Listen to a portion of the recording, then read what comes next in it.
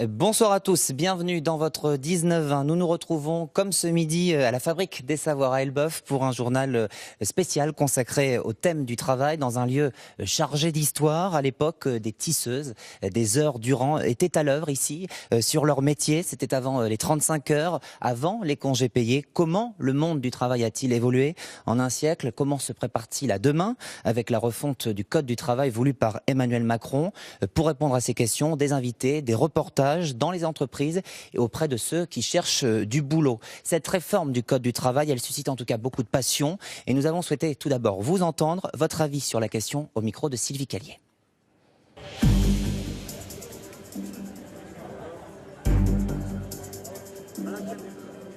C'est quand même incroyable qu'ils vendent ça en disant que ça va créer de l'emploi alors que ça facilite le licenciement en vrai. Enfin, ils inversent un peu le truc. Je trouve qu'ils ont un petit peu de culot quand même pour sortir des trucs comme ça. Oui, ça peut faire baisser la courbe du chômage, mais même s'il faut attendre encore un an ou deux. Il ne faut pas trop être pressé, mais j'y crois. Il faut croire en quelque chose. Et sinon, on n'arrive à rien, j'y crois. Pour moi, c'est juste une réforme qui vise à faciliter la vie des patrons et pas vraiment des employés et à favoriser les embauches. Est-ce que vous pensez que ça va relancer l'économie et l'emploi ou qu'au contraire il y aura plus de contrats précaires? Ça va la relancer, je l'espère que ça va la relancer. Il faut que ça la relance dans tous les cas. Donc il faut être positif et il faut faire confiance au gouvernement. À mon avis, ça va ouvrir des emplois surtout dans les petites PME, les petites entreprises de moins de 10 personnes et dans les moyennes. Les grosses entreprises, elles sont gérées par les syndicats, il n'y a pas d'autre chose à dire, eux ils vont faire la tête. Et l'on posera tout à l'heure la question à l'un de nos invités représentants des TPE et PME. Mais pour le moment, les chiffres du chômage en Normandie du mois d'août, ils sont tombés comme chaque mois à 18h. Ils sont en hausse de 1,3% par rapport au mois de juillet. Dans le détail, plus 0,9% dans l'heure, plus 1,3% en Seine-Maritime. Au total, 107 260 personnes sans aucune activité, la fameuse catégorie A dans nos deux départements. Le chômage dans notre région, c'est un fléau, près de 10%. Nous sommes l'une des régions les plus touchées. À l'inverse, quel est le profil des Normands ayant du travail? Élément de réponse avec Émilie Lecomte et Carole Lebré. 9,6%, soit 287 600 demandeurs d'emploi. Le chômage en Normandie a progressé de 2% ces 6 derniers mois. Notre économie se répartit en 4 secteurs d'activité. L'agriculture, la construction, le tertiaire qui occupe l'essentiel et l'industrie. Le secteur industriel, le cœur de notre économie. Nous sommes la 3e région la plus industrialisée de France avec 203 600 emplois. Un chiffre qui a diminué de 45 000 emplois ces 10 dernières années. Mais l'Eure et la Seine-Maritime restent des valeurs sûres avec 2 spécificités. L'activité de raffinage, un peu en perte de vitesse, mais compensée par l'industrie pharmaceutique et cosmétique qui, elle, progresse. Autre secteur dynamique, celui de la fabrication de matériel de transport. Autrement dit, l'automobile, l'aéronautique et la construction navale. Avec près de 25 000 salariés, c'est le 2e employeur du secteur en Normandie. Là aussi, 30% des emplois ont disparu en 10 ans. Mais l'activité repart ces derniers mois. L'industrie est donc bien le cœur de notre économie régionale, mais reste très soumise aux variations des marchés internationaux. Une notion bien intégrée par les acteurs économiques et politiques qui ont choisi de s'orienter vers le développement d'une filière de transition énergétique. Un investissement payant, puisqu'avec l'éolien, la Normandie serait la première région pourvoyeuse d'énergie propre en France, certainement l'une des clés de notre économie et du maintien de nos emplois. Le maintien de l'emploi et la fin du chômage de masse, c'est ce que tout le monde souhaite. Pour y remédier, Emmanuel Macron, le président élu, a décidé de réformer le Code du travail. Une réforme contestée par une partie des Français mobilisés ces derniers jours dans la rue. Catherine Lecomte et Stéphane Gérin ont rencontré 2 députés, un République En Marche et un La France Insoumise. Évidemment, ils n'ont pas la même lecture des choses. 12 septembre dernier, à Rouen comme au Havre, la rentrée, elle est d'abord sur le pavé. Contre la loi travail et ses ordonnances, à l'appel des syndicats, cette première journée de mobilisation ne fait pas encore le plein, mais côté politique, l'opposition de gauche est déjà là, au cœur des cortèges, pour informer, prévenir et expliquer sa lecture d'une loi dont les applications pourraient être liberticides envers les salariés. Aucun salarié n'osera tenir tête à la demande du patron qui dira faut faire un accord d'entreprise pour que ça coûte moins cher, etc. Même des patrons gentils qui voudraient tenir une éthique salariale, des règles, des conditions de travail de bonne qualité et tout, seront soumis à leur donneur d'ordre qui leur expliquera. Mais pour être concurrent, pour entrer dans la concurrence, il faut que vous puissiez baisser les primes de panier, les primes de déplacement, etc. Faites un accord d'entreprise. Et donc le dumping social, même s'il y en a qui ne voudraient pas l'organiser, ils vont quand même le subir par les donneurs d'ordre. Et nous, on veut expliquer tout ça. Et cette prochaine étape, elle se déroulera également à Paris, sur les bancs de l'Assemblée, où les députés normands d'En Marche s'apprêtent déjà, eux aussi, à défendre leurs travaux. Une longue explication de texte pour convaincre, avec une cible désignée, les PME et les TPE. On n'est plus forcément dans les canaux habituels de l'intermédiation syndicale, c'est-à-dire qu'en fait, on va aller chercher des endroits, les petites entreprises, les TPE et les PME, où il n'y a pas forcément de représentants syndicaux, et là, on va donner le pouvoir aux salariés, aux acteurs de terrain, de négocier entre eux. Et c'est ça, pour moi, vraiment la réforme importante. Reste maintenant à en convaincre les principaux intéressés sur le terrain. Ces rendez-vous importants se préparent certes en coulisses, mais ils devront sans doute s'adapter au front social en pleine mobilisation. La parole maintenant à ceux qui vont vivre la réforme au quotidien, une réforme déjà actée, puisque depuis samedi, les ordonnances ont été publiées au journal officiel. Reportage dans une TPE de 4 personnes à Rouen et dans un supermarché d'une centaine de salariés à Igoville, près de Pont-de-l'Arche. Catherine Lecomte et Stéphane Lotte. Installé en centre-ville rouennais depuis une vingtaine d'années, ce cabinet d'études fait partie des TPE, les très petites entreprises. Ici, 4 personnes et un apprenti offrent leur service d'économiste de la construction à des architectes et des collectivités locales. Une activité forcément irrégulière, dépendante des marchés décrochés. Des missions pour lesquelles les futurs contrats de chantier pourraient donc être un outil bien pratique. Ça nous amène à avoir des moments très lourds en charge de travail. Souvent, la variable d'ajustement, c'est le chef d'entreprise. Et le contrat de chantier, ça peut être aussi un moyen de se renforcer à des périodes où nous avons des grosses opérations à traiter et où là, en TPE, quand on est 3 ou 4, on est 3 ou 4 et ça limite notre capacité de réponse à nos clients. Autre possibilité, ce dispositif pourrait pourquoi pas inclure une annualisation du temps de travail qu'il sera aussi plus facile de négocier à 4. Et c'est bien cette simplification qui intéresse aussi les PME. Dans ce supermarché indépendant à Igoville, la propriétaire est un peu ici chez elle.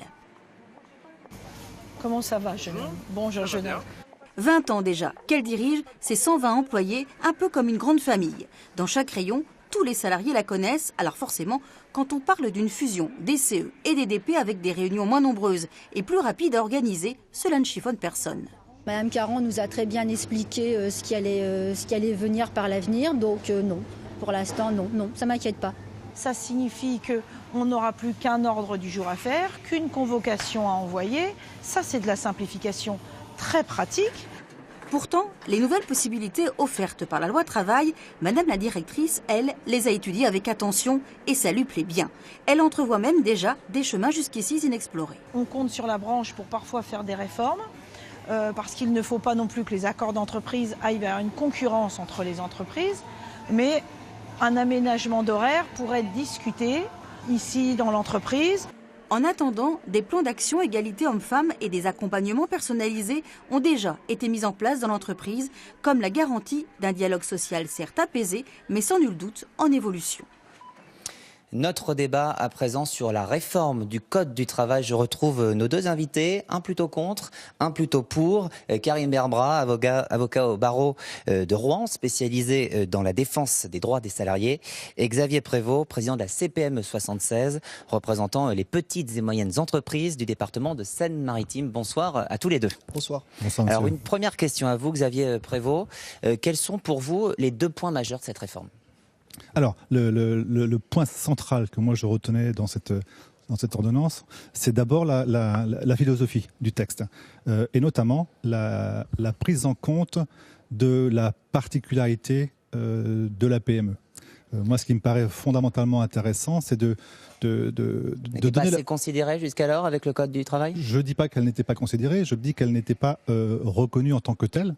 Et que là, finalement, avec ces ordonnances, on donne la possibilité aux PME de formaliser le dialogue social et quelque part on leur donne la faculté de dialoguer et de pouvoir mettre en place des choses avec tous les partenaires. Alors Karim Berbra, je vous ai vu, vous sembliez tiquer sur cette position. Quelle est votre position sur l'aspect des choses, notamment la question du dialogue social? Ça va être peut-être la seule fois de la soirée où on va être d'accord. Ce que je retiens également de cette réforme, c'est la philosophie de cette réforme par rapport à ce qu'était jusque-là le Code du travail, à savoir un droit exclusivement de protection des salariés, un droit qui avait à vocation à rétablir un déséquilibre naturel qui existait dans un lien de subordination entre l'employeur et le salarié, lien de subordination disciplinaire via les sanctions et lien de subordination purement économique. Donc cette réforme, elle remet largement en cause cet équilibre qui existait jusque-là dans le Code du travail.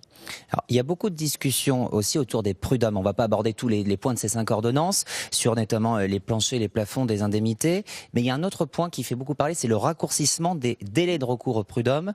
1 an après avoir été licencié, qu'en pensez-vous l'un et l'autre ?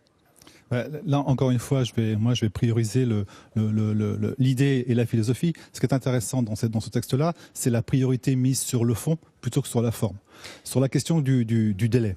Mais la forme pour certains salariés est importante, notamment dans le cas de licenciement. Je ne dis pas que ça ne l'est pas. Dans le cadre de votre question, 2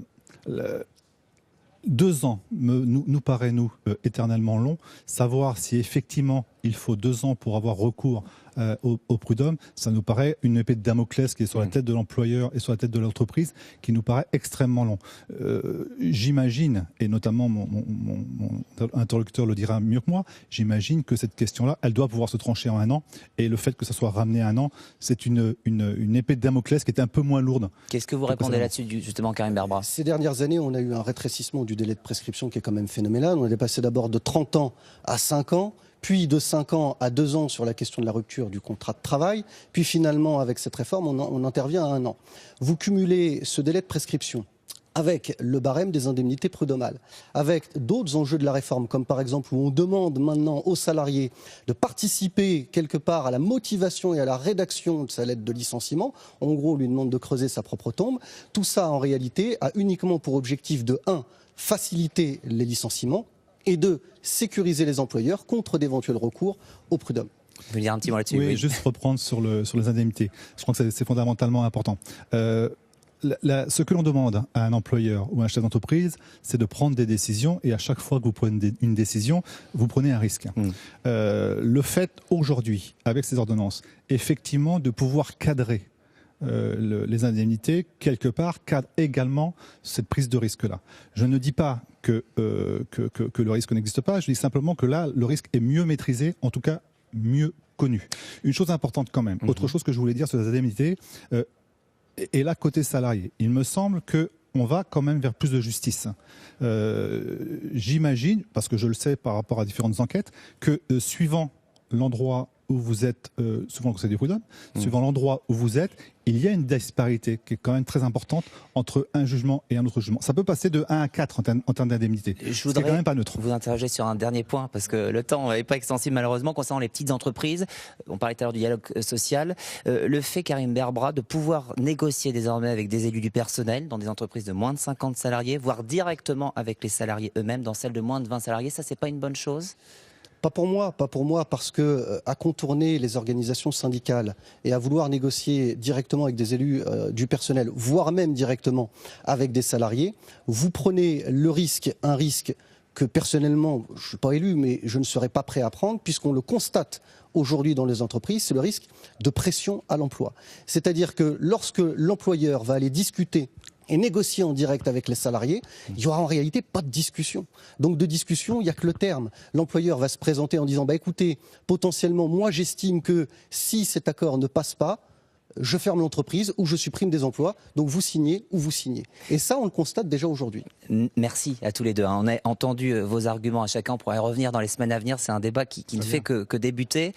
Écoutons à présent les 16-25 ans. Ce sont eux qui subissent de plein fouet le chômage face au mastodonte qu'est Pôle emploi. Nous sommes allés à leur rencontre dans la mission locale de Rouen où ils trouvent aide et conseils dans leur démarche. Stéphane Gérin, Emmanuel Partouche. Vous allez être plutôt le matin, je me déplace. Et le soir, je prépare pour le lendemain. C'est ça l'idée? Dans cet atelier collectif, il est demandé aux jeunes de réfléchir à leur planning journalier et au temps qu'ils comptent réellement passer à rechercher un emploi. Autour de la table, quelques-uns ont un petit diplôme en poche, mais la majorité a quitté le système scolaire les mains vides. J'ai eu beaucoup de problèmes avec les cours en général. Je suis quelqu'un qui n'aime pas l'école, donc j'ai besoin de travailler assez rapidement. Et je faisais de la gestion d'administration, ça ne me plaisait pas du tout. Donc j'ai voulu faire ce dispositif pour un peu faire des stages dans un peu tout et n'importe quoi. Comme Manuela, ils sont 3000 tous les ans à pousser les portes de la mission locale de l'agglomération rouennaise. Ici, on accompagne ces 16-25 ans sur leurs projets professionnels. En premier lieu, on fait tout pour qu'ils reprennent confiance en eux. Par exemple, comme ma timidité, essayer de me pousser vers les entreprises, par exemple. Pour les entretiens, éviter de me braquer. Même lieu, mais autre atelier. Cette fois, il est question de candidature spontanée. Là, dès le début de la lettre, vous pouvez déjà être identifié comme quelqu'un qui recherche un poste de développeur logiciel en alternance. Mathilde, 17 ans, voudrait travailler dans le domaine de la boulangerie-pâtisserie. Elle vient de trouver un stage et espère décrocher bientôt une formation. À la mission locale, elle se sent vraiment épaulée. Pôle emploi, c'est bien parce qu'il nous offre des propositions d'emploi, mais il n'y a pas de suivi derrière. Et le suivi, il est très important dans votre cas à vous? Oui, parce que je suis quelqu'un qui se perd facilement. Et donc il faut parfois me réexpliquer plusieurs fois, mais je fais de mon mieux. Heureusement, chacun ici est suivi par un conseiller durant 1 an.